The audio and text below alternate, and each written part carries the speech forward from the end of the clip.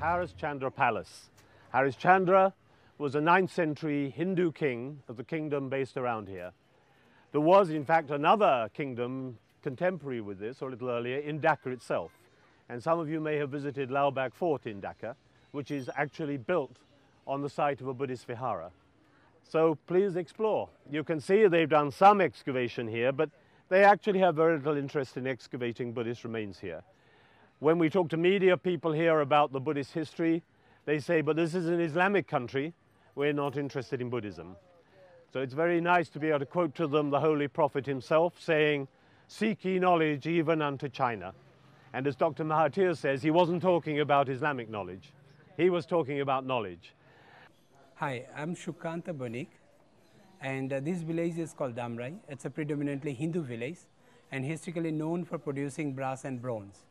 My family been involved with the industry for about 200 years. And following a 5,000 years old method, we make different type of metallic objects here. This method is called lost wax method. I've been in and out of Bangladesh for 14 years. After I retired, I got bored. And I did 4 years in Sri Lanka with VSO. And then my friend said, well, if you can work in Sri Lanka for nothing, you can come and support some projects here. I support private sector projects for the aid and development, basically.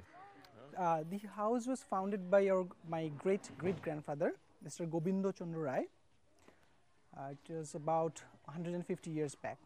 It was in late 19th century, around 1890 to 95. So you see these two houses, these were built first. If you look at the ground floors, the structures would be pretty similar for all these houses. Right. The top floors were extended later on. Okay. So these two houses were built first, then the three houses there, and this one the last one. It was built around 1905. Okay. So every house has its own name. Our great-great-grandfather had 6 sons. Okay. The 6 houses for 6 sons.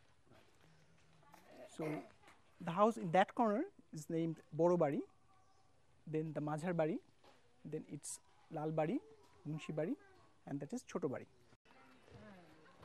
But I'm curious about these pits. I mean, there is so much more excavation work ought to be done here. I mean, you guys at the university could be digging this for practice. That is a property of our archaeological department of Bangladesh, not our university. Yes, I know. And they don't want anyone to dig anywhere. Yeah. The whole village used to involve with this industry, with the metal industry.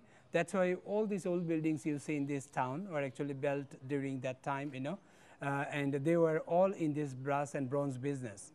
We had more than 40 workshops in this town, just in this town. And now there are just 3.